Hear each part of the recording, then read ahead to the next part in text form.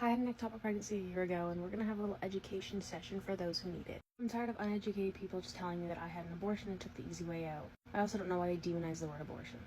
So let's get into it. An ectopic pregnancy is a fertilized egg that has started to grow outside of the uterus, and because it is not implanted into the uterus, it cannot survive. My ectopic pregnancy, it had attached the inside of my left fallopian tube. Because technically this has now been implanted, I still had the chemical HCG, so it still showed up that I was pregnant and my body was still reacting as I was pregnant. This is a nice little diagram to just give you more of a visual of what I am talking about. My fallopian tubes were 1.5 millimeters, so with that knowledge in mind, it is not that big. When the egg had implanted, I started having lots of bleeding. Went to the ER, they said that, oh, it's just a miscarriage. Bleeding stopped, thought everything was fine, HCG levels are going up. But it has implanted into my fallopian tube, so it is now stuck in that tube. I was in excruciating amount of pain before we went back to the hospital. Told me it was leg pain or miscarriage. Luckily, I had an OB appointment later that day, where they diagnosed it as an ectopic pregnancy, and I had to go for emergency surgery before my tube burst. If your tube ruptures, you are internally bleeding. The diagnostic they did after they removed my tube, the same tube that was 1.5 millimeters now had a 4-centimeter blockage of fetal tissue.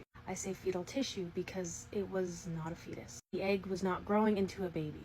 It had all the ingredients right there, but was not being baked, if that makes sense.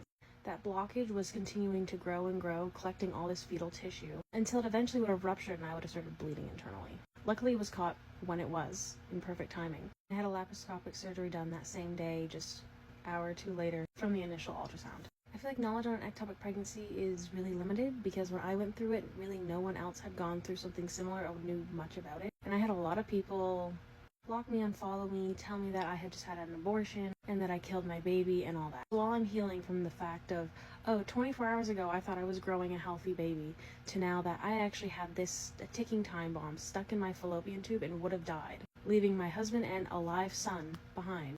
I had just had an abortion. By medical definition, a miscarriage is a spontaneous abortion, so I don't know why the word abortion is so demonized. Anyways, if you ever had an ectopic pregnancy, just know that it's not your fault.